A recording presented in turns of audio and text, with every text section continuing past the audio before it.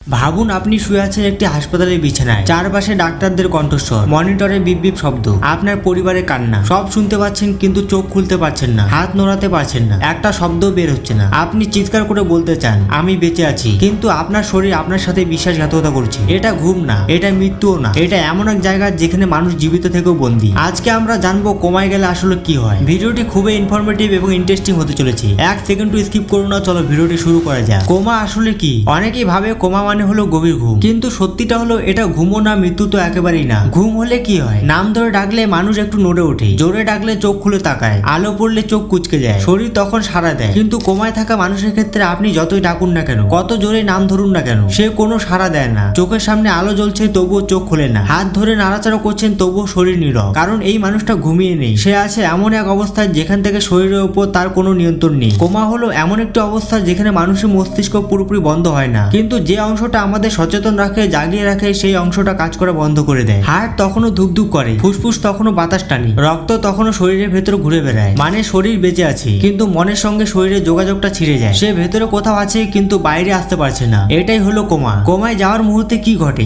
একটা বড় দুর্ঘটনা, হঠাৎ স্ট্রোক, মাথায় জোরালো আঘাত, বা ভুল মাত্রায় ওষুধ, ড্রাগ, অ্যালকোহল। এক সেকেন্ড আগে মানুষ ঠিক ছিল আর পরের সেকেন্ডে সবকিছু বদলে যায়। এই মুহূর্তে সবচেয়ে বড় বিপদটা আসে, মস্তিষ্কে অক্সিজেন কমে যায়। আর মস্তিষ্কের জন্য অক্সিজেন মানে জীবন। অক্সিজেন কমে যাওয়া মানে ব্রেনের কোষগুলো ধীরে ধীরে মরতে শুরু করে। ঠিক তখনই ব্রেন একটা কঠিন সিদ্ধান্ত নেয়। সে ভাবে সব চালু রাখলে আমি পুরোপুরি নষ্ট হয়ে যাব, বাঁচতে হলে কিছু বন্ধ করতেই হবে। আর তখনই শুরু হয় একটা ভয়ঙ্কর এমার্জেন্সি শাটডাউন। ব্রেন একে একে সব অপ্রয়োজনীয় ফাংশন বন্ধ করতে থাকে। প্রথমে বন্ধ হয় কথা বলা, তারপর বন্ধ হয় হাত পা নড়ানো, তারপর বন্ধ হয় চোখ খোলা, সাড়া দেওয়া। শরীরটা ধীরে ধীরে নিস্তেজ হয়ে পড়ে, চোখ বন্ধ, কণ্ঠ নীরব, নড়াচড়া নেই। চারপাশে মানুষ ভাবে সে বুঝি অচেতন হয়ে গেছে, কিন্তু আসল সত্যটা আরো ভয়ঙ্কর। সবকিছু বন্ধ হয় না, হার্ট তখনও ধুকধুক করছে, ফুসফুস তখনও বাতাস নিচ্ছে, মস্তিষ্কের গভীর ভেতরের অংশ এখনো প্রাণ বাঁচানোর লড়াই চালিয়ে যাচ্ছে। এটা ঠিক যেন একটা শহরে বড় দুর্ঘটনা ঘটলে বিদ্যুৎ সংযোগ কেটে দেওয়া হয় যাতে আগুন পুরো শহর না জ্বালিয়ে দেয়। কোমার মুহূর্তটা ঠিক তেমন। ব্রেন নিজেকে বাঁচাতে মানুষটাকে সাময়িকভাবে নীরব করে দেয়। সে তখন আর জেগে নেই, কিন্তু পুরোপুরি অজ্ঞানও নয়। কোমায় থেকেও কি মানুষ শুনতে পায়? হ্যাঁ,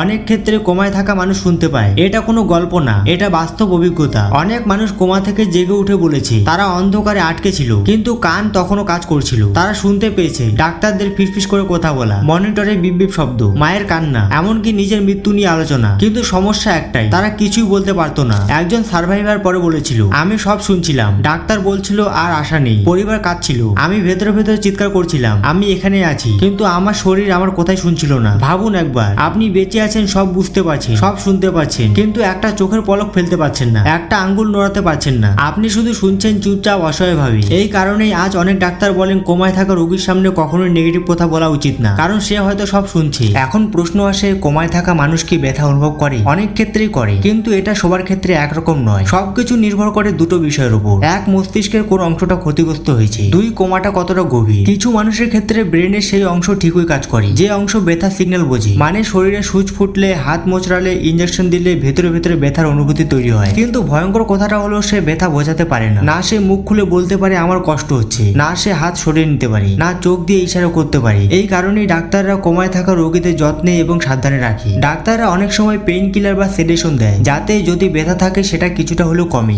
এখন আসে সবচেয়ে কঠিন প্রশ্নটা, একজন মানুষ কতদিন কোমায় থাকতে পারে? এর কোনো নির্দিষ্ট উত্তর নেই, কারণ কোমা কোনো টাইমার লাগানো ঘড়ি নয়। কেউ থাকে মাত্র কয়েক ঘন্টা, কারো কোমা কাটে 1-2 দিনের মধ্যেই, আবার কেউ থাকে কয়েক সপ্তাহ, কয়েক মাস। এমনকি এমন মানুষ আছে যারা বছরের পর বছর একই বিছানায় নীরব হয়ে পড়ে থাকে। তাদের কাছে সময় থেমে যায়, কিন্তু বাইরের দুনিয়ার সময় থামে না। পরিবার বড় হয়, মানুষ বদলে যায়, দিন মাস বছর কেটে যায়, আর একজন মানুষ একই জায়গায় আটকে থাকে। কিছু মানুষ হঠাৎ একদিন চোখ মেলে, নাম শুনে নড়ে ওঠে, ধীরে ধীরে জীবনে ফিরে আসে। এই মানুষগুলোকে আমরা বলি দে কেম ব্যাক, কিন্তু সবাই ফেরে না। কিছু মানুষ কোমা থেকে ঢুকে পড়ে আরেকটা অবস্থায়, ভেগেটেটিভ স্টেট। এই অবস্থায় চোখ খোলা থাকে, মাঝে মাঝে তাকিয়ে থাকে, কিন্তু সেই তাকানোর কোনো চেনা ভাব নেই। মানে চোখ আছে কিন্তু দেখা নেই, শরীর বেঁচে আছে, হার্ট চলছে, শ্বাস চলছে, কিন্তু মন, সচেতনতা যেন কোথাও হারিয়ে গেছে। এই মানুষগুলোকে দেখলে মনে হয় সে জেগে আছে, কিন্তু আসলে ভেতরে কেউ নেই। এটা কোমার থেকেও অনেক বেশি ভয়ঙ্কর, কারণ এখানে আশা ঝাপসা হয়ে যায়। ডাক্তাররাও নিশ্চিত করে বলতে পারে না সে আর কোনোদিন ফিরবে কিনা। এবার জেনে নি কোমা থেকে জেগে উঠলে কি হয়। এখন ধরুন আপনি 6 মাস কোমায় ছিলেন, আপনার কাছে মনে হবে এই মাত্র চোখ বন্ধ করেছিলেন আর এই মাত্রই খুললেন। আপনার জন্য সময় কেটেছে একটা ছোট্ট মুহূর্তের মতো, কিন্তু বাস্তবে এই 6 মাসে পুরো দুনিয়া বদলে গেছে। যখন আপনি চোখ খুললেন, চারপাশের মুখগুলো চেনা লাগছে না, কেউ হাসছে, কেউ কাঁদছে, কিন্তু আপনি বুঝতে পারছেন না এরা কারা। অনেক মানুষ জেগে উঠে নিজের নাম